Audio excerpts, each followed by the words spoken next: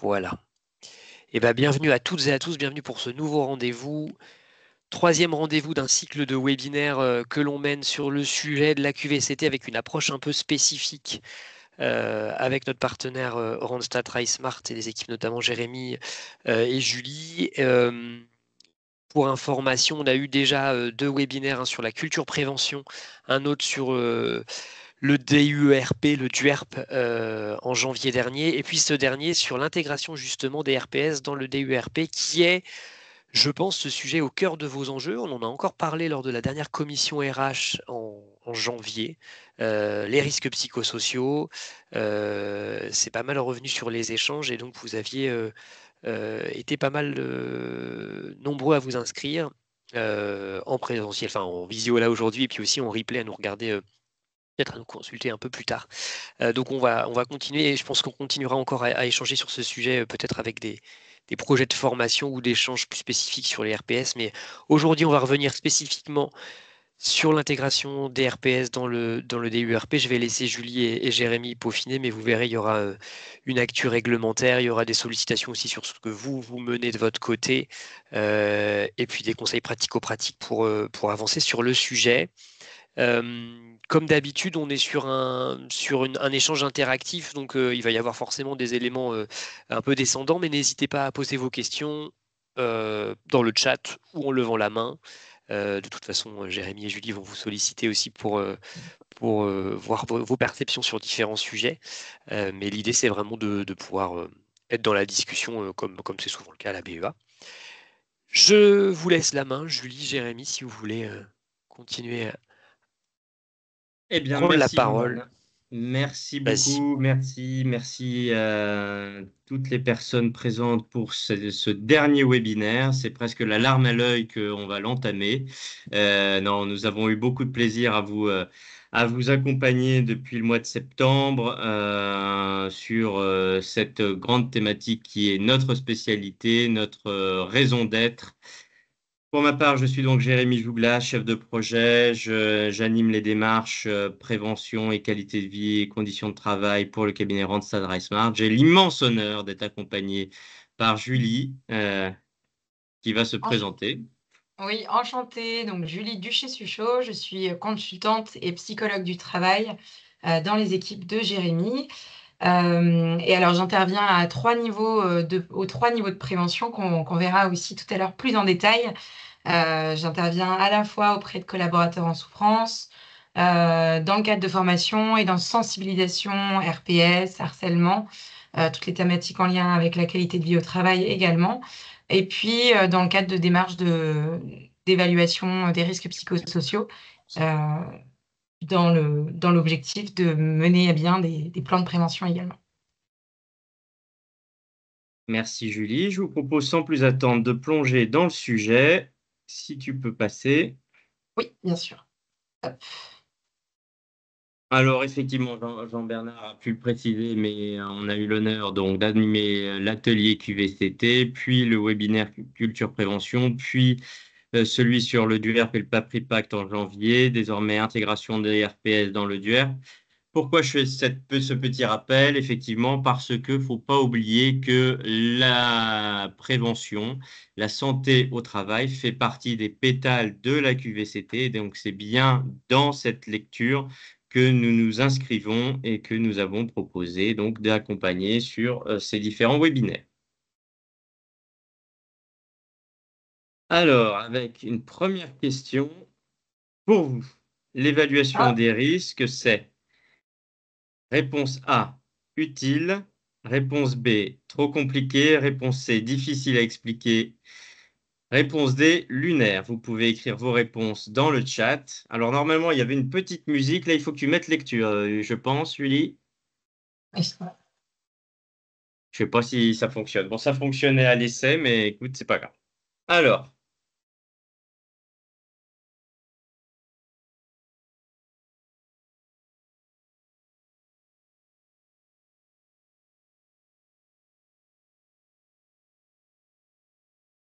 on voit les réponses. Ouais, on voit les réponses. OK. Là, vous me voyez, je suis un peu plus tendu parce que il y a que des bonnes réponses et du coup, mon petit teasing ne marche plus. Je peux pas vous expliquer que c'est inutile, quoi. Sinon, je change de métier. Non, non, bah, vous avez raison. Écoutez, merci de vous être prêté au jeu. C'est effectivement l'évaluation des RPS, au-delà de l'aspect obligatoire, c'est quelque chose d'utile, puisqu'on parle de faire progresser la santé, notamment la santé mentale des collaborateurs. J'aime bien aussi parler du lien entre santé et performance. Et je vois qu'il y a quelques réponses. C'est difficile à expliquer au management, c'est vrai.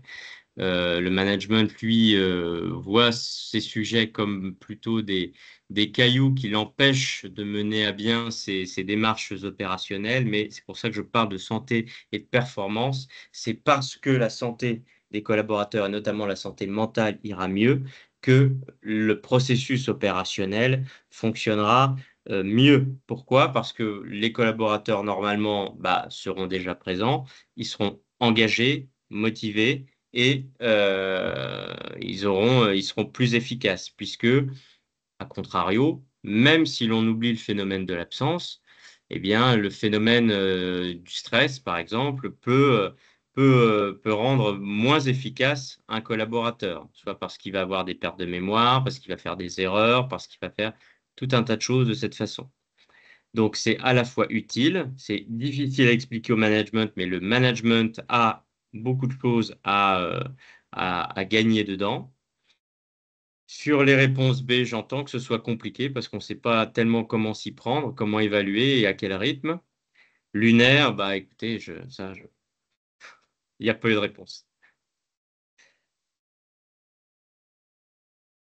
Alors, le plan de ce webinaire, si vous le voulez bien, enjeu de la prévention des RPS au travail, des RPS. Est-ce que ça amène le bonheur au travail? Ça, c'est une petite question qu'on se pose. Le cadre légal, est-ce que du coup les RPS, c'est un risque comme un autre? La notion de RPS, et si on parlait de GOLAC, euh, tout le monde autour de la table doit avoir entendu parler de GOLAC. Comment on s'y prend pour évaluer? Et est-ce qu'il y a des risques particuliers? Les points de vigilance qu'on vous recommande. Et puis, il y aura une petite session de questions-réponses. Et normalement, on termine donc à 18 h, heure métropolitaine. Alors, on s'est en effet posé la question, les enjeux de la prévention des RPS, est-ce que finalement ce serait le bonheur au travail? On entend souvent parler de bien-être, de bonheur au travail, en effet, mais on peut se demander si c'est l'objectif premier de la prévention des risques psychosociaux. À notre sens, l'enjeu principal, c'est avant tout la santé physique et mentale des salariés. Donc quand on parle de santé, hein, on parle aussi de bien-être physique, mental et social et du coup, pas seulement d'absence, de maladie, pas seulement d'absence de troubles. Donc en ce sens, oui, on peut être à la recherche finalement d'un certain bien-être. Au-delà de la santé, c'est aussi, on le verra, une question de performance collective, puisque des conditions de travail dégradées peuvent avoir des impacts directs et indirects sur l'efficacité des équipes et puis la productivité des organisations. Hem, Voyons donc d'abord où est-ce qu'on en est aujourd'hui avant de comprendre pourquoi est-ce qu'intégrer les RPS dans le DUERP, c'est nécessaire. Le constat aujourd'hui, c'est que la santé, elle doit progresser et si on prend quelques chiffres comme ça au hasard, on sait que 4 salariés sur 10 souffrent en effet de troubles liés au stress. Ça, c'est un chiffre de l'ANACT. On sait aussi qu'un salarié sur 2 presque se dit en détresse psychologique. Donc là, c'est de l'auto-déclaration et 1 salarié sur 3 est en situation de burn-out. Les conséquences, elles peuvent être lourdes pour l'organisation parce qu'on sait aussi que 30 des arrêts maladie sont en fait causés par des troubles psychologiques. Et un chiffre encore plus dramatique, hein, 1 suicide par jour serait lié au travail. Et pourtant, 8 dirigeants sur 10 manquent d'intérêt pour ces sujets et 3 salariés sur 4 estiment que, en fait, les managers ne sont pas suffisamment formés pour les gérer. Donc ces chiffres, ils nous montrent, en fait, finalement une forme d'urgence, hein, de nécessité d'intégrer, systématiquement les RPS dans notre évaluation des risques professionnels.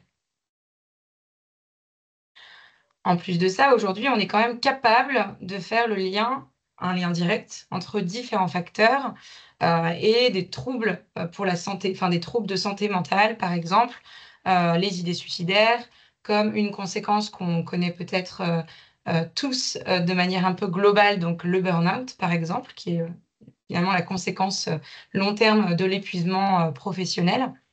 Donc, par exemple, on peut avoir l'intensité et la complexité de travail qui augmentent de 48% les troubles du sommeil, de 63% la probabilité de développer un burn-out, 35% les idées suicidaires même. On sait que les violences internes, donc qui s'expriment entre salariés et externes, donc là pour le coup de la part d'un usager par exemple, ou d'un client, ont des impacts directs sur les troubles du sommeil et la dépression.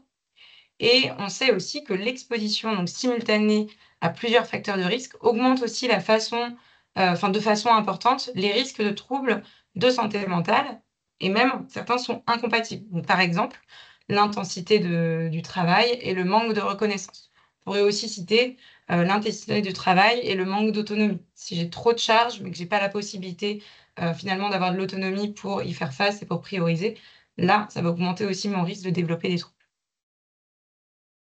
Donc pourquoi est-ce que c'est important de les intégrer, d'intégrer ces causes dans le DUERP? Parce que ces risques, ils ont des conséquences non seulement pour l'individu, mais aussi sur la collectivité. Ça va créer de l'absentéisme, du turnover, du désengagement. Ça va aussi potentiellement atteindre l'image de l'organisation à l'extérieur.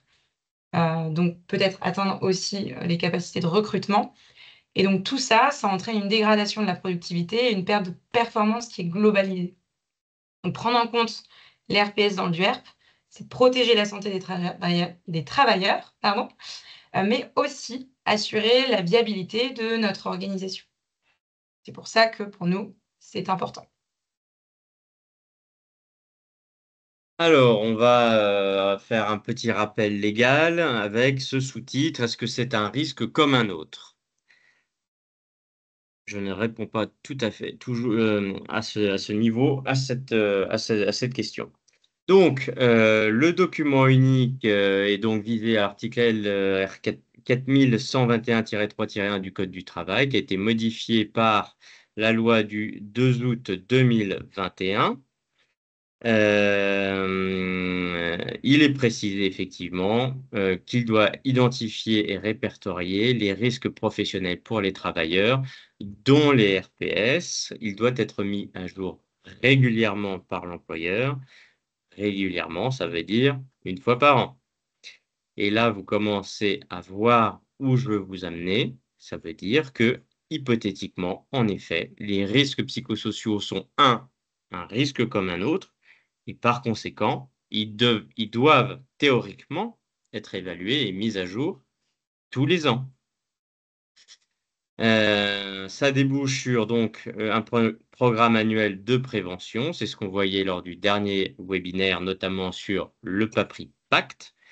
Ça, c'est les exigences de la loi de 2021, avec notamment des précisions sur la liste de mesures de prévention et leurs indicateurs de coûts et les résultats attendus, les ressources mobilisées et le calendrier de mise en œuvre. Donc, c'est bien un risque comme un autre et ça doit répondre à ces exigences. Il y a un certain nombre de secteurs. Alors, la DREETS, comment elle interprète cette règle? On verra après les chiffres, mais c'est un fonctionnement par secteur. Elle va identifier un secteur et va être beaucoup plus sollicitante sur ce secteur en particulier, sur la satisfaction de cette obligation. Donc, par exemple, l'an dernier, on a eu tout un groupe d'EHPAD qui, justement, a dû faire face à des injonctions de la DREETS qui n'étaient pas des injonctions de la DREETS qui déploraient l'absence de mise à jour des RPS dans le DUERP. Très récemment, la DUERP, dans le secteur agroalimentaire, s'est servie d'une querelle entre deux salariés pour dire au client, puisqu'il y a eu plusieurs altercations, je peux considérer que c'est un harcèlement. Or, vous ne visez aucun risque dans votre document unique de santé mentale ni de harcèlement, donc vous êtes en défaut. Donc, je vous intime l'obligation de vous mettre à jour là-dessus, sinon je vais aller mal. C'est une histoire véridique pour un de nos clients lyonnais. Donc, l'adresse, effectivement, peut avoir une interprétation parfois large en fonction du secteur et en fonction de votre complétude. Et j'ajoute effectivement que dans l'exemple que je viens de vous parler, à mon client, lui se croyait parfaitement à jour du DUERP. C'est-à-dire qu'il paye un organisme spécialisé qui lui fait son DUERP, sauf que dans son DUERP, il n'y a aucune mention des RPS. Donc, bien avoir en tête que c'est un risque comme un autre, avec effectivement l'obligation, la possibilité aussi, c'est ce qu'on voyait la dernière fois, que s'il y a un risque différent en fonction du sexe, alors il doit y avoir une évaluation différente. On verra sur la fin dans quel cas ça peut se produire. Je vous en prie, monsieur Gillet. Moi, je peux juste compléter ce que j'ai entendu à l'instant, c'est que bon, j'ai quelques contentieux moi, que je dois suivre. Et systématiquement, les parties adverses s'engouffrent en fait dans l'actualisation du DURP sur la partie RPS. Et c'est du pain béni si vous n'êtes pas couvert sur cette partie-là. Vous m'avez entendu? Oui, tout à Ouais, fait, ouais. tout à fait. Moi, Oui. je suis d'accord. Alors, on est en phase. Tu peux passer parce que du coup, Monsieur Gillet a fait le lien. Effectivement, il ne faut pas oublier qu'il faut retracer toute cette obligation de façon plus générale sur l'obligation générale de sécurité de l'employeur, qui est garant de la politique de prévention des RPS et de sa mise en œuvre, qui doit veiller à la sécurité et à la protection de la santé physique et mentale de leurs collaborateurs. Il prend toutes les mesures nécessaires pour assurer la sécurité et protéger la santé physique et mentale des travailleurs. Ça comprend notamment les actions de prévention des risques professionnels, les actions d'information, la mise en place d'une organisation et de moyens adaptés. Une fois qu'on s'est dit ça, quand il y a une obligation, il y a forcément une sanction. La sanction, quand c'est pas fait, bah, ça peut être effectivement les amendes de l'adresse, mais il peut y avoir aussi, au niveau contentieux, comme disait Monsieur Gillet, une responsabilité civile qui est engagée, soit pour une faute inexcusable, par exemple, soit pour un contentieux prud'homal, soit responsabilité pénale. Vous avez vu les derniers arrêts sur France Télécom. C'est bien, on parle bien de responsabilité pénale dans ce dernier cas. Responsabilité civile, il ne faut pas oublier que l'évolution de l'obligation de sécurité, donc qui est passée d'une obligation de résultat à une obligation de moyens ou de prévention, ça a commencé en 2015 et là encore sur le sujet de la santé mentale. Il s'agissait de la protection qu'on accordait aux conducteurs, aux pilotes d'avion, hein. Donc, c'est bien un risque comme un autre. Et effectivement, selon que vous avez satisfait ou pas, bah, cette obligation peut entraîner des conséquences en termes de responsabilité. Jérémy, pardonne-moi, avant que tu ne poursuives, je pense que Stéphane avait une question. Pardon. Moi, pour ma part, c'est bon. Ah d'accord, Non, donc la on main a été était, levé. la main était Proposé, restée oui. levée, François, c'est pour ça. Ouais, pardon. Merci, Non, désolé. Merci Jérémy. Alors, petit sondage. D'après vous, combien d'entreprises étaient à jour de leur évaluation des RPS en 2019? Et là, je vous laisse utiliser le chat et ça conclura notre propos.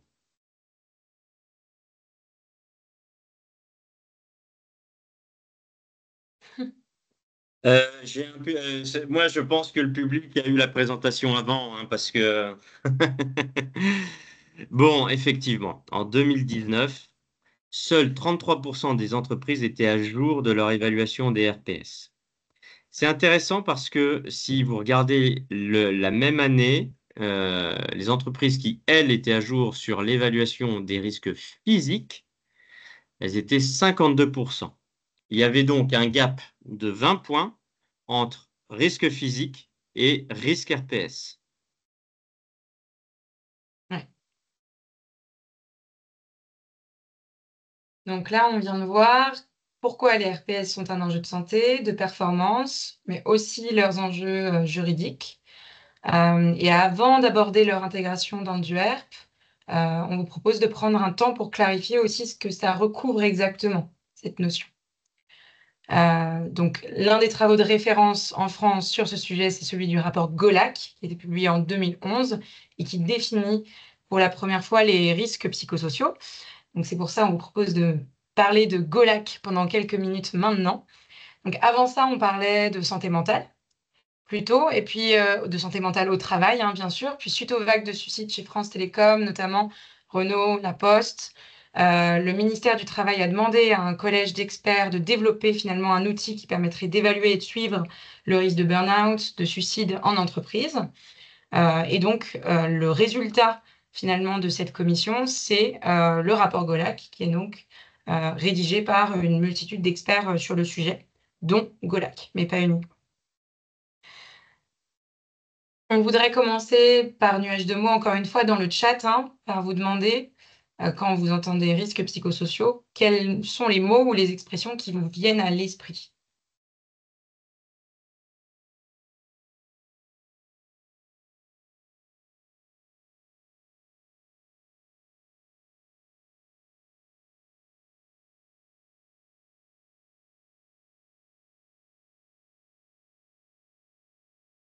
Stress négatif, suicide, souffrance mentale, épuisement professionnel, mal-être au travail, épuisement. OK. On voit beaucoup de conséquences ici, hein. Impact sur la santé mentale. Alors, c'est vrai que dans le impact sur la vie perso, déséquilibre, santé, isolement. Là, l'isolement, ça va plutôt être peut-être ça peut être aussi une cause. Et enfin, non, vous n'écriviez pas, Jean-Bernard? Non, bah, j'ai commencé, mais je me suis dit que c'est un peu triché. Charge de travail plus. Ah oui, bah, Jean-Bernard, vous avez eu Ouais. Ah, je crois que tu es autorisé quand même, écoute. Ouais. C'est OK. C'est OK, c'est OK. Charge de travail. En Non, mais effet, ça fait je partie pense que des j'aurais mis facteurs de risque. ouais, burn-out comme ça aussi. Ouais. Burn-out. Très bien. Donc, vous avez beaucoup parlé des conséquences, hein, dans dans ce nuage de mots. J'ai lu aussi stress négatif. C'est vrai que dans le langage commun, on va parler de stress négatif. En réalité, ça va être le stress qui va durer longtemps, qui va être très intense, dont on va parler quand on parle de stress négatif dans le langage commun. Perte de sens, pas de vision claire, pas de mission claire. Donc tout ça, encore une fois, ça va plutôt être des facteurs de risque, des causes. Donc on l'a vu, hein, il y a des causes et des conséquences. Le stress, ça va être une conséquence. C'est une conséquence des facteurs de risque psychosociaux. Et c'est un RPS. Et ça va être bien plus clair pour vous quand je vous aurai montré cette slide. Donc, en effet, hein, si on compare avec la définition officielle des RPS, donc vraiment la définition dans le rapport Golac, les RPS sont des risques pour la santé mentale, physique et sociale. Donc, ça veut dire que ça peut aussi impacter finalement notre santé physique et notre manière d'interagir avec les autres, qui sont donc engendrés par des conditions d'emploi, donc par exemple une certaine précarité, nos horaires, l'intensité du travail, des facteurs organisationnels aussi. Donc là, on va retrouver tout ce qui est charge de travail, autonomie, etc. Les facteurs relationnels, est-ce qu'il y a des conflits, est-ce qu'il y a des situations de harcèlement, est-ce qu'il y a de la violence interne ou externe? Et tous ces facteurs-là, ils vont être susceptibles d'interagir avec notre fonctionnement mental. On verra pourquoi ensuite. En réalité, on va en effet séparer donc cause, tous nos facteurs de risque. C'est votre case tout à gauche. Donc tous les facteurs de risque psychosociaux, densité temps de travail, autonomie, relations sociales, conflit de valeurs, insécurité de la situation de travail, les exigences émotionnelles que je définirai dans quelques slides. Et les conséquences, donc ça va être plutôt nos deux dernières cases qui sont nos troubles psychosociaux, donc le stress, les violences internes, puis les conséquences que ça va être sur notre santé individuelle, sur le collectif et sur le travail, l'organisation, la performance plutôt. Donc, une situation de risque psychosociaux, c'est quand on a plusieurs facteurs de risque qui se répètent dans le temps, qui rendent compte aussi des personnes avec leur propre fonctionnement mental. Ça veut dire que selon, par exemple, si je suis au début de ma carrière où ça fait 20 ans que je travaille et que j'exerce le même emploi, par exemple, je ne vais pas avoir le même besoin d'autonomie. Donc, le manque d'autonomie, il va interagir avec ce besoin-là. Peut-être que Jérémy et moi, on n'a pas le même besoin d'autonomie ou le même besoin, ou peut-être même les mêmes valeurs personnelles. Donc, du coup, on va peut-être pas être impacté de la même manière par les valeurs de notre travail, de notre organisation. Et donc, du coup, ces situations de risques psychosociaux, si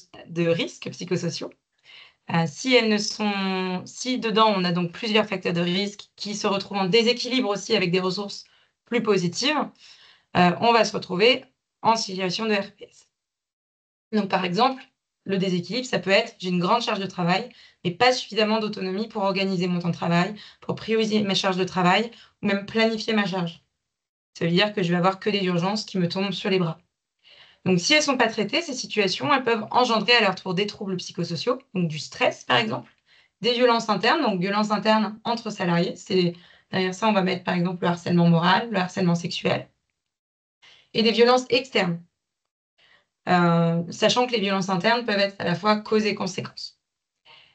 Donc, à leur tour, elles entraînent des conséquences sur l'individu, le collectif, le travail, l'organisation, et généralement, tout ce qu'on voit, nous, c'est toute la partie droite du schéma, donc l'absentéisme, la performance en baisse, etc.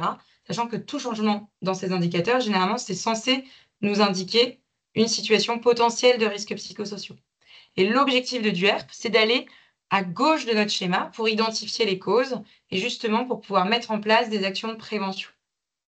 Parce que nous, ce qu'on va voir finalement, c'est la case noire et bleu marine et jaune, donc c'est un peu le haut de l'iceberg, tout ce qui est émergé. Je viens de le dire donc plusieurs fois, les RPS résultent de l'interaction entre des facteurs de risque et les individus. Donc, ça veut dire que c'est l'impact finalement qui va être différent entre les personnes. C'est ça qui est différent aussi des risques physiques, par exemple, ou le risque d'écrasement, par exemple. L'effet, il est le même pour tout le monde. Si on se fait écraser le pied, a priori, notre pied finit tous dans le même état. Par contre, nos besoins peut-être et notre fonctionnement mental peut être différent. Dans le DUERP, par contre, l'évaluation, elle est collective. Donc, on identifie les risques auxquels une unité de travail va être exposée. On va aussi regarder quelles sont les conséquences sur l'individu, mais surtout le collectif aussi et le travail. En tout cas, on juge la situation de manière collective. Quels sont les facteurs de risque qui sont présents dans cette unité de travail, dans cette situation de travail. Et donc, plus précisément, maintenant qu'on a défini c'était quoi les risques psychosociaux, on peut regarder aussi leurs causes. Donc ça, c'est les facteurs de risque qui peuvent être regroupés en 6 grandes catégories que je vais définir, mais très rapidement. Donc on a d'abord l'intensité et le temps de travail. Donc c'est tout ce qui est en lien avec la quantité, la complexité du travail, mais aussi l'équilibre des vies, par exemple. Pas seulement une question de quantité de charge, ça veut dire. On a les exigences émotionnelles. C'est tout ce qui va faire dans mon travail, que je vais devoir gérer, masquer mes émotions ou faire semblant d'être d'une certaine humeur. Tout ce qui va faire que je vais être impliquée émotionnellement. Donc, ça peut être, par exemple, le contact avec le public. Dans l'autonomie, on va mettre tout ce qui touche au manque d'autonomie dans les décisions, dans l'organisation du travail, ou bien aussi l'impossibilité de développer mes compétences. Ou de les utiliser, même, par exemple, si j'ai l'impression de sous-utiliser mes compétences au quotidien. Dans les relations au travail, on va regarder la qualité des relations que vous entraînez, par exemple. Excusez-moi. Vous entretenez, par exemple, avec vos collègues, votre manager, votre direction. Donc, par exemple, on va voir le manque d'entraide, le manque de reconnaissance, la défiance envers la direction, ce genre de choses. Dans le conflit de valeurs, donc le conflit de valeurs, il survient lorsqu'on est en désaccord avec les valeurs qui sont portées par le travail. Donc, ça veut dire si vous avez le sentiment de bâcler votre travail, ou bien si on vous demande de mentir. François, dites-moi. C'est ton collègue, Julie. Oui, Oui. je me questionne, parce que depuis tout à l'heure, j'ai ça en toile de fond. Dans quelle mesure on a cette finesse pour dissocier l'individu d'un système? En réalité, ma question porte plutôt sur est-ce que c'est volontaire ou est-ce que c'est les conséquences d'une organisation? Donc, comment on évalue ça dans les facteurs de risque et puis dans cette logique Je RPS? Je ne suis pas certaine d'avoir compris ta question. Imaginons qu'il y a des conséquences, hein, on en a parlé beaucoup tout à l'heure, mais qui sont liées à une organisation. Et il n'y a rien de volontaire dans tout ça. C'est cette organisation qui amène à ces conséquences-là. Et si je prends le cas inverse d'un harcèlement, où c'est un individu, de manière volontaire, consciente et cohérente, va harceler un de ses collègues.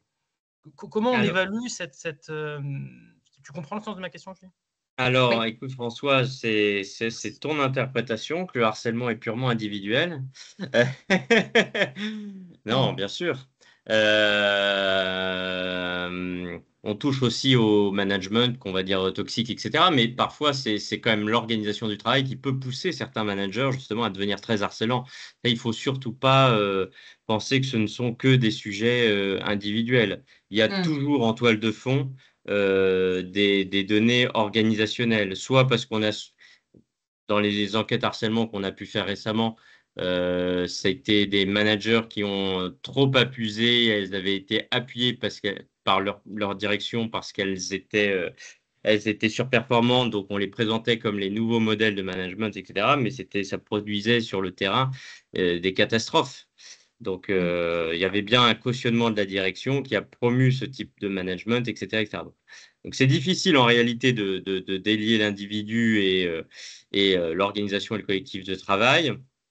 D'un point de vue juridique, si tu te places ne serait-ce que là-dessus, à partir du moment où tu as une coloration professionnelle et que le terrain se place sur le terrain, je sais pas moi, d'un accident du travail, d'une maladie professionnelle, etc., à partir du moment où tu as une coloration professionnelle, c'est professionnel. Et ça peut être reconnu sous l'angle professionnel. Après, les RPS en tant que tels, ce sont des critères, des facteurs liés au monde professionnel, évidemment. Hein. C'était ça ta question?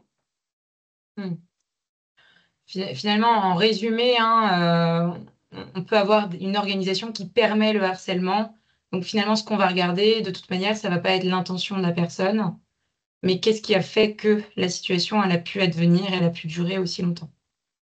Attends, Julie, je me permets. J'ai déjà eu à traiter, hein, François, des déclarations d'accident du travail, et notamment d'un directeur de Superaide qui s'était suicidé, ouais, et qui a été retrouvé avec un fusil à côté de lui. Eh bien, le DRH Group a voulu argumenter auprès de l'adresse, etc., que l'enfant, qu'il avait été handicapé, qu'il avait des raisons perso, etc., etc. Mais tout ça, ça ne marche pas. J'en profite pour passer ce message-là. Ça ne marche pas et en plus, ça vous met dans de mauvaises positions. C'est bon pour toi, François? Merci, c'est très clair. Je t'en prie. Et donc finalement, hein, mais si j'ai été trop vite sur les facteurs de risque, n'hésitez pas à m'interrompre. Le dernier facteur de risque, c'est celui de l'insécurité de la situation de travail. Donc souvent confondu avec d'autres choses comme typiquement le fait d'être en insécurité psychologique, voilà. Non, l'insécurité de la situation de travail, ça va regrouper toutes les incertitudes finalement qui sont liées à l'avenir professionnel, tout ce qui est lié au changement dans l'entreprise ou une collectivité. Donc ça peut être en lien avec la précarité de l'emploi, avec des changements fréquents d'organisation, par exemple, avec une absence de perspective d'évolution ou un accompagnement insuffisant des changements. Tout ça, on va le mettre dans l'insécurité de la situation de travail. Et alors, qu'est-ce que ce sont que les facteurs ressources? Eh bien, c'est exactement l'inverse de ces dimensions-là. C'est-à-dire qu'on va prendre la même catégorisation, mais en positif. Donc, par exemple, une clarté des rôles. Excuse-moi, Julie. Là, Julie a parlé de facteur ressources. Hein. C'est parce que c'est effectivement dans notre lecture, vous avez toujours le facteur de tension qui attend de la personne, mais aussi ce qui va l'aider, lui apporter du soutien. Hein. Donc, ça, on appelle ça ressources, ça peut s'appeler facteur de protection, etc. C'est ça. En fait, ça va être tout ce qui va nous permettre de gérer aussi la charge de travail, par exemple. Donc, par exemple, une autonomie suffisante, ça va m'aider, pas seulement, ça va pas seulement m'apaiser, mais ça va aussi finalement m'aider à gérer ma charge. Donc, ça permet d'équilibrer les choses et de pas forcément être dans une situation stressante. Donc, sous ces facteurs de protection, ça va être par exemple dans l'intensité et le temps de travail, une bonne clarté dans les rôles, une prévisibilité de la charge qui est suffisante, qui fait que je peux voir venir les choses finalement, planifier, déprioriser, etc. L'autonomie dans les prises de décision, pareil, qui vont me permettre de réaliser des arbitrages pour gérer ma charge de travail. Un soutien entre collègues suffisant, avec une charge de travail peut-être qui va être visible de tout le monde, qui va nous permettre de s'entraider. Par exemple, entre plusieurs consultants, je vais donner un exemple personnel, mais si on connaît la charge des uns et des autres, et ben, peut-être qu'on peut plus facilement aussi s'entraider, se prêter un coup de main, alors que parfois, comme la charge, c'est subjectif, on va se dire ben, en fait, que tout le monde est sous l'eau et qu'on ne peut pas demander de l'aide aux autres. Donc ça va être ça. En tout cas, l'objectif de l'intégration des RPS dans le DUERP, c'est d'identifier ces facteurs de risque et également les facteurs de protection qui existent dans le collectif du travail, justement pour identifier des leviers de prévention. Donc par exemple, on peut soit agir sur le facteur de risque, directement sur la charge de travail, sur l'organisation du travail, directement sur l'accompagnement des changements. Et on peut aussi, quand c'est pas possible, quand on peut pas agir sur le risque, par exemple, qu'on n'a pas su agir sur le risque, qu'il est déjà advenu, agir dans ce cas-là sur des facteurs de protection. Donc favoriser l'entraide, par exemple, dans les équipes, mettre en place un système aussi qui favorise l'entraide, hein. C'est pas seulement un vœu pieux, mais c'est mettre en charge en place des revues d'activité qui permettent aux personnes finalement de s'entraider et d'avoir conscience de l'activité collective. Et donc tout ça pour rétablir la balance et agir sur le ressenti du travail.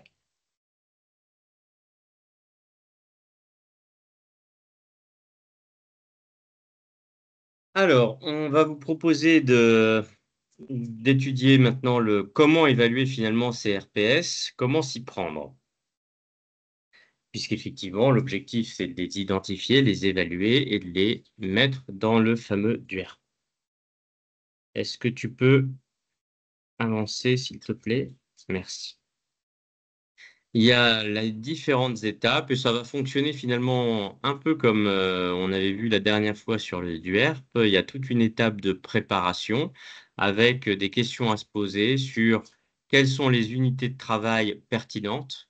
Une unité de travail, pour rappel, hein, c'est un ensemble de collaborateurs soumis aux mêmes risques professionnels. L'exemple que j'aime bien donner, c'est, je sais pas moi, un consultant de jour et un consultant de nuit. Eh bien là, ça peut peut-être, on peut peut-être découper en deux unités de travail parce que le consultant de nuit va peut-être être soumis à différents risques, à des risques supérieurs à une autre évaluation que le consultant de jour. Donc, c'est pareil pour vous, pour les travailleurs de jour, de nuit, etc., etc. Donc, il y a toute une stratégie, une réflexion autour des unités de travail. Quelle est la bonne unité de travail pertinente? Parce que ça va déterminer finalement le risque associé, son évaluation et évidemment l'action qui s'ensuit. Tout en préservant aussi, il y a un certain degré d'anonymat. S'il n'y a que 3 personnes dans un service qui forment une unité de travail et que on a recours à la méthode pour évaluer de l'entretien individuel, bon, ben, l'anonymat est beaucoup moins garanti, par exemple. Donc, il y a ce type de questions qui sont sous-jacentes. Après, il y a toute la phase d'identification, donc qui peut passer par des questionnaires, on en a parlé, par des observations, des indicateurs, etc. Il y a toute une phase d'évaluation de ces risques identifiés, de hiérarchisation. L'objectif, c'est de savoir, comme un document unique, quels sont les risques avec la cotation la plus élevée pour pouvoir s'y attaquer à travers du plan de prévention, pour prioriser en fait le plan de prévention. Qui se retranscrit dans le PAPRIPACT avec cette notion du suivi et d'indicateur qu'on a vu au début qui sera à respecter. Et puis, ça prépare la mise à jour. Donc, méthode assez simple. Voilà. Donc, L'unité de travail, c'est bien l'ensemble des salariés potentiellement exposés aux mêmes facteurs de risque, c'est ce que je vous disais. À partir du moment où vous savez cette unité de travail, ben, si vous choisissez plutôt la méthodologie d'entretien collectif, ça se fait au sein de cette même unité de travail, mais c'est vrai aussi pour questionnaire, c'est-à-dire que le questionnaire devra avoir ce niveau de consolidation au niveau de l'unité de travail. C'est aussi pour ça que je vous alertais sur l'anonymat. S'il n'y a que 3 personnes dans une unité de travail, attention, peut-être que on peut essayer de remonter un peu la consolidation de la donnée. Attention aussi à l'approche géographique.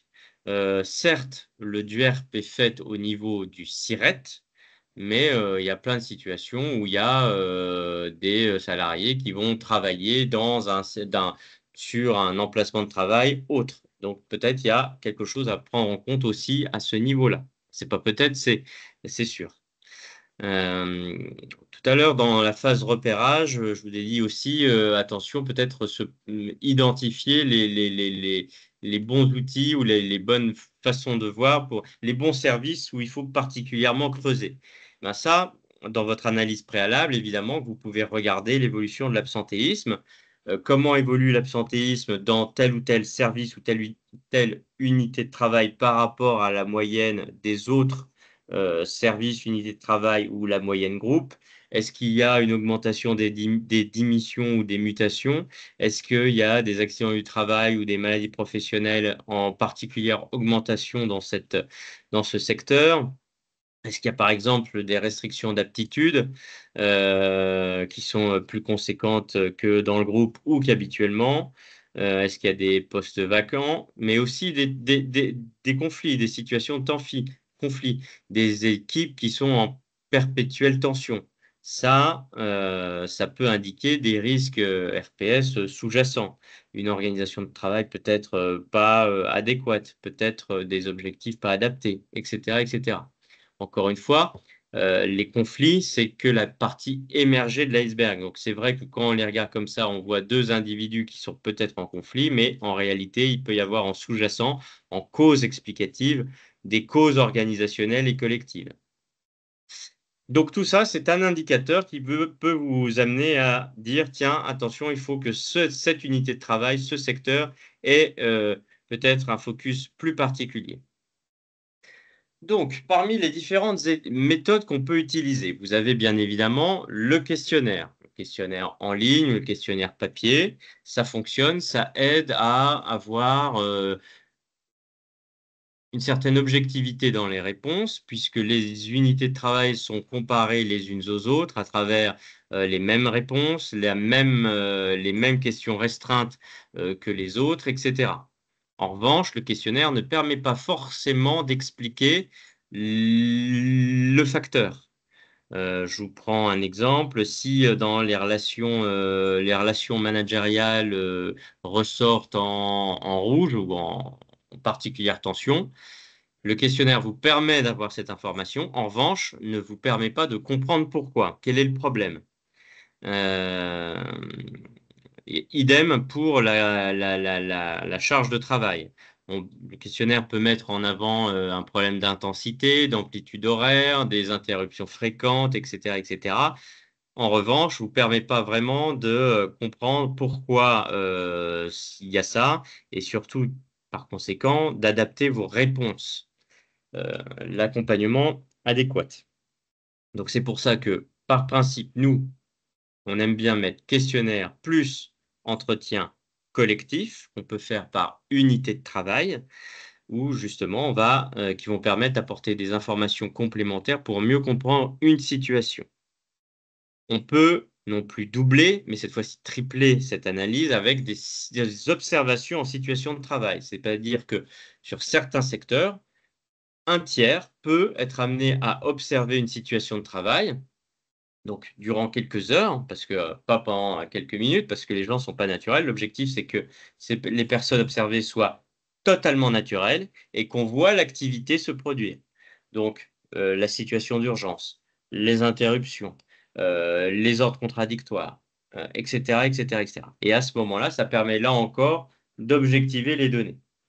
Donc, on peut prendre ces 3 méthodes en même temps Bien évidemment que ça appelle des efforts particuliers. Le questionnaire, je vous ai dit ce que j'en pensais, ça peut être restrictif en termes de compréhension. L'entretien collectif, c'est quand même pas mal, à condition effectivement d'avoir une grille d'entretien, on va dire, co-construite préalablement, qui permet de bien évaluer les différents facteurs impliqués. Alors, en toute objectivité et transparence, attends, hop, tu vas un petit peu Désolée, vite. Ouais, nous, on n'est pas friands de multiplier les entretiens individuels. Alors, on sait qu'il y a des cabinets qui aiment beaucoup faire les entretiens individuels, donc jusqu'à 50, 60 entretiens individuels, etc. Nous, c'est pas trop notre marotte. On préfère les entretiens collectifs. Pourquoi? Parce que les entretiens individuels, finalement, c'est ramener les sujets sur l'individu. Alors, ça peut être intéressant, mais finalement, au bout de 10 interviews, vous avez quand même un peu compris le sujet. C'est pour ça que l'entretien collectif, ça peut être utile, ça permet de concentrer les personnes sur les vrais sujets collectifs et on aime bien laisser la porte ouverte à quelques entretiens individuels après. Mais passer toute une organisation en entretien individuel, ça, personnellement, moi, je ne vous le conseille pas. Et ça ne permet pas de croiser les regards aussi, par exemple. La grille, enfin, voilà, la cotation, bah, écoutez, on peut reprendre un peu celle du ERP, pareil. On peut la faire aller sur quatre niveaux de cotation. Un vert, donc qui va correspondre à un ressenti global positif avec la présence de facteurs de protection, ce qu'on a vu tout à l'heure, présents, adaptés et efficaces, qui permettent de compenser les facteurs de tension, jusqu'au niveau de cotation rouge, où là, en revanche, il y a urgence à agir, il y a la présence de risques très marqués, des impacts RPS forts sur les collaborateurs, le collectif, la qualité de service. Et donc, effectivement, c'est sur ce même niveau de cotation qu'on peut baser notre évaluation des RPS. Vas-y. Vas-y. Tout à l'heure, on a parlé effectivement de la déclinaison dans le plan d'action et notamment de la notion de PAPRIPACT. Il faut bien réfléchir à ce qui est faisable en termes de mise en œuvre des actions. Est-ce que ça engendre des moyens humains, matériels, financiers à notre disposition? Est-ce que c'est vraiment efficace? Là aussi, hein, au fait, on peut challenger avec les collaborateurs le plan d'action, hein. C'est même quelque chose de bien que eux puissent apporter des éléments d'action et que vous puissiez collectivement co-construire un peu ce plan d'action. C'est quelque chose qui peut être très intéressant. Prend en compte la notion de coût d'investissement, de stabilité dans le temps, de respect de la réglementation et attention à ne pas déplacer le risque. Il faut bien avoir une lecture selon laquelle les risques psychosociaux, c'est vraiment une lecture organiciste. Tout est relié les uns aux autres. Donc, si on diminue un risque, attention à ne pas augmenter un autre risque. Par exemple, je ne sais pas, moi, je passe beaucoup de temps en réunion, donc on va limiter le temps de réunion. Ben là, vous allez déplacer le risque sur le manque d'informations, etc., etc. Donc, c'est toujours bien dosé. Ou inversement. Ou inversement. Ça, c'est toujours moi. Et bien alors, Oui. on distingue toujours le plan d'action en prévention primaire, prévention secondaire, prévention tertiaire. Primaire, on élimine les risques à la source. Secondaire, on protège les personnes, c'est-à-dire le risque est là. En revanche, on va chercher à protéger les personnes. Et prévention tertiaire, on limite les conséquences sur la personne de l'apparition et la concrétisation des risques. On va vous donner un petit exercice pour mieux comprendre. Voilà. Donc, à vos téléphones, donc. Vous avez un QR code affiché sur l'écran et normalement, si vous le scannez avec vos téléphones, vous devriez avoir accès à un questionnaire sur le sujet.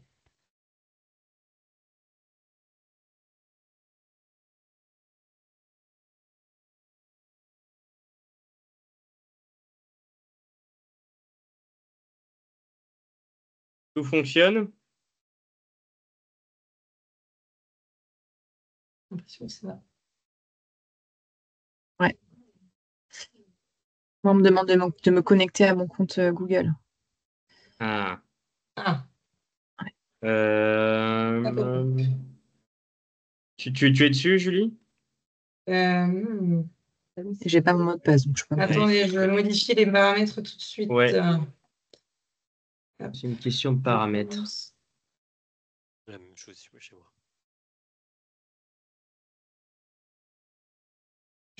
J'essaye de trouver.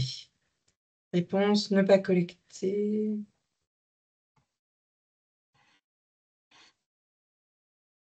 Voilà.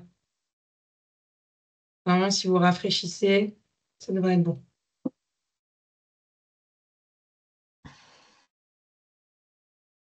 Ouais, c'est bon, ouais.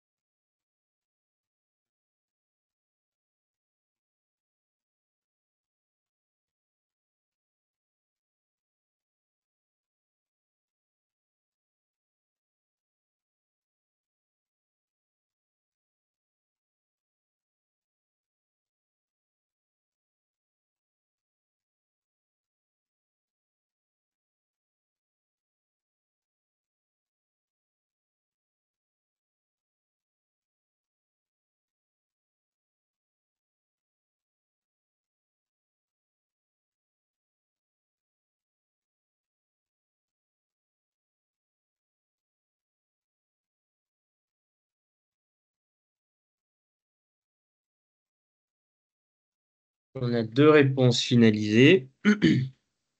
Mhm.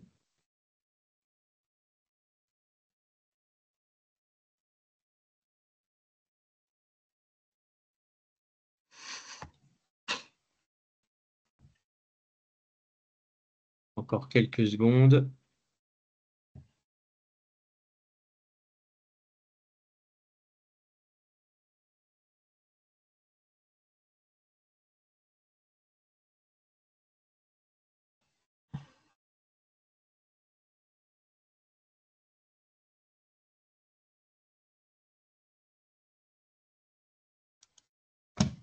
Allez, on va corriger, Julie.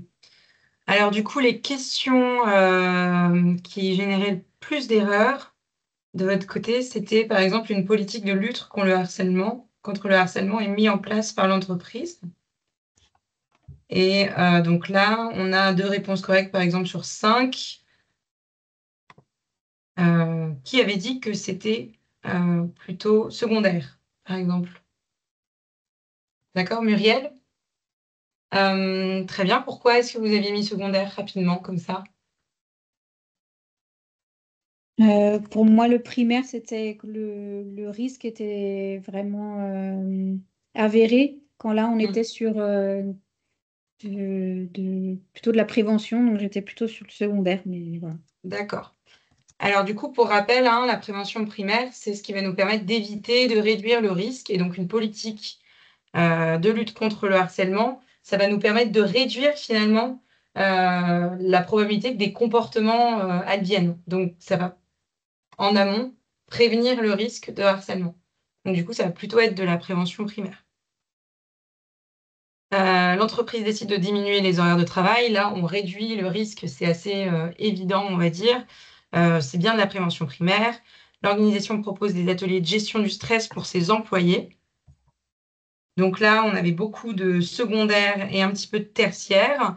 Là, on est un petit peu entre les deux. On va être plutôt dans le secondaire, où on va aider les personnes finalement à avoir des outils pour pouvoir gérer leur stress. Et gérer leur stress, c'est pas uniquement gérer les conséquences du stress, ça peut être aussi gérer finalement tous les facteurs de stress. Donc par exemple, je vais apprendre à organiser mon travail, je vais apprendre à organiser ma charge de travail pour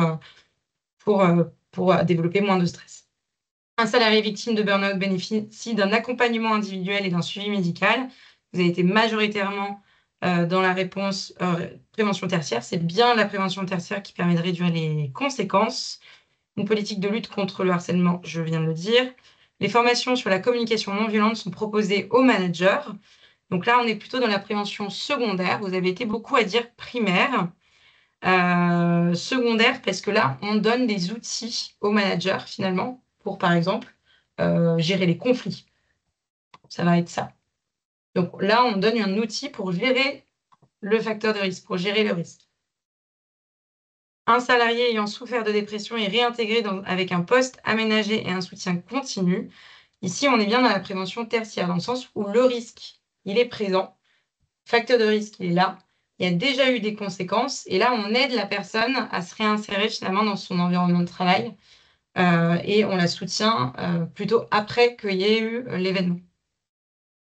Par contre, de la prévention primaire, ce serait, OK, qu'est-ce qui a fait que cette situation est arrivée? Comment est-ce que je peux éviter que ça réadvienne? Donc là, on sera dans la boucle et bouclée, finalement, plutôt dans la prévention primaire. Une enquête interne est réalisée pour identifier les facteurs de risque psychosociaux au travail. On est bien dans la prévention primaire.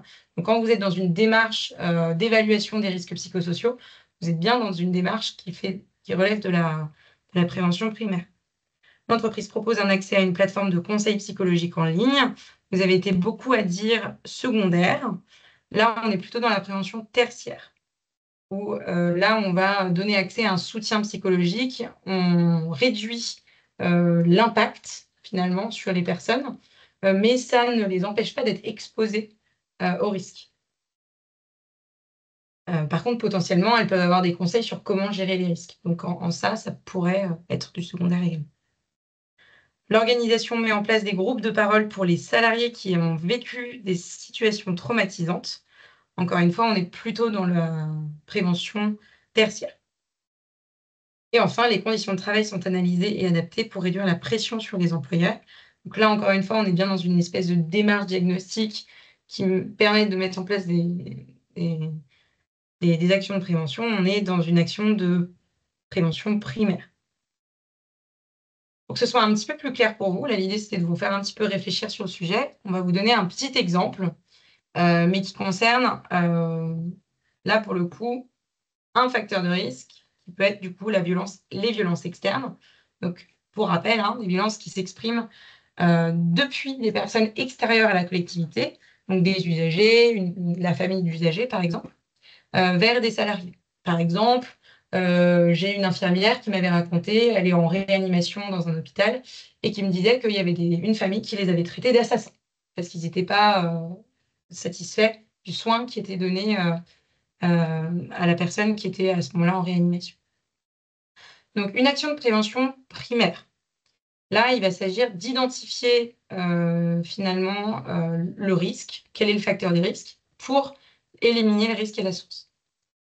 Donc ici, on va essayer d'identifier les lieux et les situations qui sont à risque, là où il y a le plus d'incivilité, là où les moments où il y a le plus de possibilités d'agression, pour finalement identifier pour quelles raisons, en fait, ces choses, elles adviennent. Par exemple, on vous parlait d'un client tout à l'heure, d'un traiteur pour qui on a réalisé une évaluation. Eux, ils se faisaient à l'accueil insulter parfois par des clients parce qu'ils refusaient de donner des sacs en plastique. Mais ils acceptaient pour certains clients qui donnaient des grosses commandes. Donc, du coup, ça générait de l'incompréhension chez les personnes et certains pouvaient s'attendre à avoir des sacs en plastique. Mais c'est interdit depuis récemment et ils ne comprenaient pas, donc ils pouvaient avoir des agressions verbales de la part des clients. Ensuite, on va essayer d'évaluer ce qui est déjà mis en place et puis d'essayer finalement d'améliorer la prévention. En fait, j'évalue toutes les situations, je les analyse pour savoir qu'est-ce qui fait qu'il y a de l'agressivité, qu'est-ce qui fait que finalement peut y avoir des tensions entre les usagers et les agents ou les salariés. Et je mets en place des actions pour éviter que ça advienne. Donc, par exemple, on va essayer d'optimiser l'accueil dans une administration pour éviter que les personnes s'impatientent, qu'elles ne comprennent pas où est-ce qu'il faut aller. Elles sont venues avec le bon papier la dernière fois et là, cette fois-ci, c'en est un autre qui manque, etc. pour éviter que justement la tension monte et que ces personnes en viennent à être tendues et injurier les agents.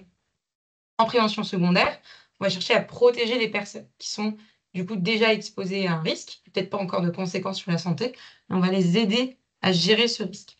Donc ça veut dire là former les agents, par exemple, pour mieux les aider à gérer ces situations à risque. Donc par exemple, gérer des situations sensibles, la formation à la désescalade, ça va être ça. Partager des informations aussi sur ces situations sensibles. Donc par exemple, dans le groupe d'EHPAD dans lequel on est intervenu, ça pouvait être réaliser des transmissions suffisamment précises pour que finalement les éducateurs, les soignants, mais aussi les agents de nettoyage, par exemple, soient informés de c'est quoi les situations qui font vriller telle ou telle personne. Parce qu'on peut avoir des personnes avec des besoins spécifiques.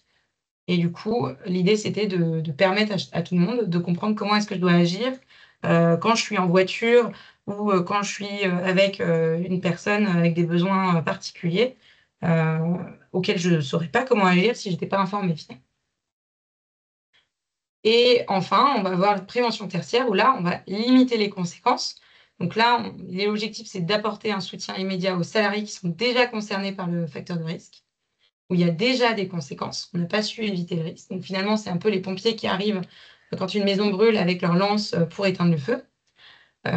Et on va sensibiliser aussi aux outils qui existent déjà. Donc par exemple, si on a des cellules d'écoute, si on a mis en place des permanences, si on a des outils de soutien pour les personnes avec une plateforme dédiée par exemple, ça va être de informer, mettre en place une communication suffisante sur ces dispositifs aussi. Donc ça peut être par exemple mettre en place un soutien psychologique après une agression. Mettre en place un dispositif où systématiquement il y a telles actions qui sont mises en place auprès des agents qui sont exposés. Et donc on peut avoir des actions dans nos actions de prévention qui vont être primaires, secondaires et tertiaires. L'idée, c'est d'en avoir un peu des trois, si je puis dire.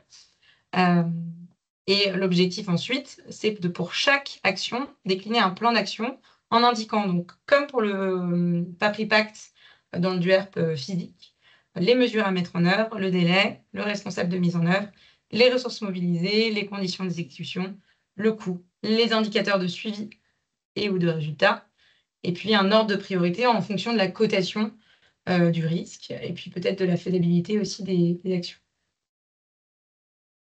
Est-ce que vous avez des questions jusque-là? C'est bon?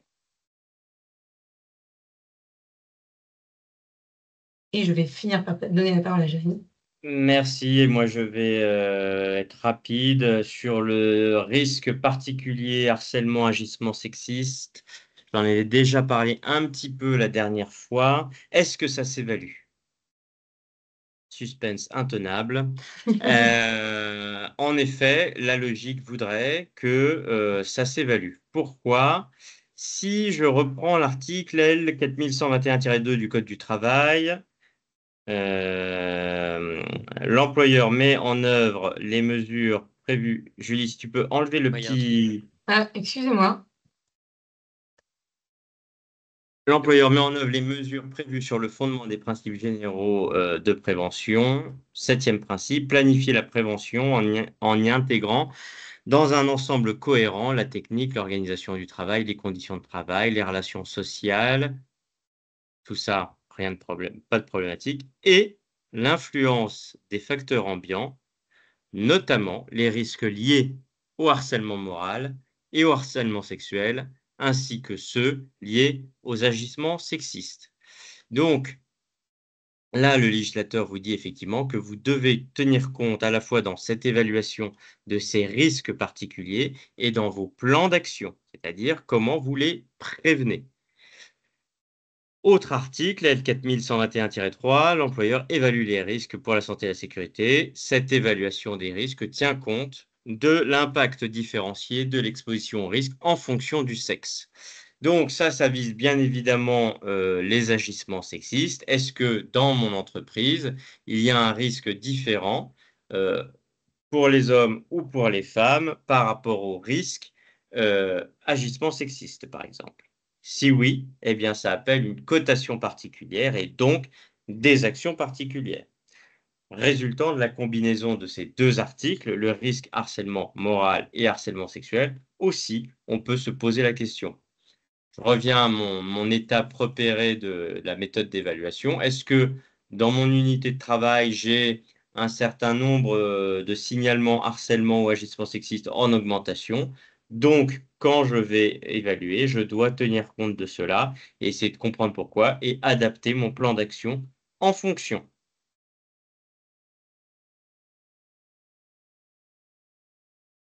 Et donc, par exemple, ça peut appeler en réponse une vigilance accrue sur cette unité de travail, prévenir les situations de travailleurs isolés ou en situation de vulnérabilité, peut-être changer des rapports sociaux hiérarchisés, peut-être agir sur la fréquence et la nature des relations, les contacts avec le public, veiller à la mixité des équipes, etc., etc. Nous avons débordé de 10 minutes. Qui étaient les 10 minutes de début. Et nous vous remercions en tout cas de votre attention et participation et on se tient à votre disposition pour répondre aux éventuelles questions. Merci beaucoup. Merci pour cette présentation interactive et qui, je pense, était très claire, comme le dit Elodie, avec des exemples concrets. Moi, j'ai bien aimé à la fois le rappel réglementaire, le rappel sur les facteurs de risque et puis d'aller dans le détail. Oui, on partagera le support, Stéphane. Maintenant, je vous laisse aussi. Merci Sabrina, à bientôt. Merci beaucoup. Si vous avez des questions, n'hésitez pas à profiter. On peut poursuivre encore 5 si vous le souhaitez pour ceux qui ont encore un petit temps.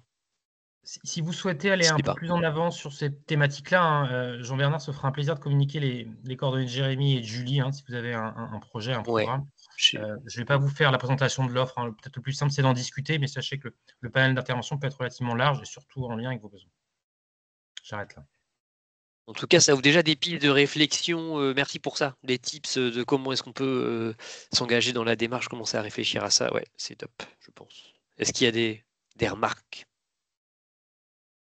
par ailleurs, ou c'est très clair? Qu'est-ce qui vous a plus surpris dans cette présentation? Je vais arrêter le partage, enfin la caméra. Hop. Oui. Il y avait une chose que vous retiendrez. 18h, ça y est.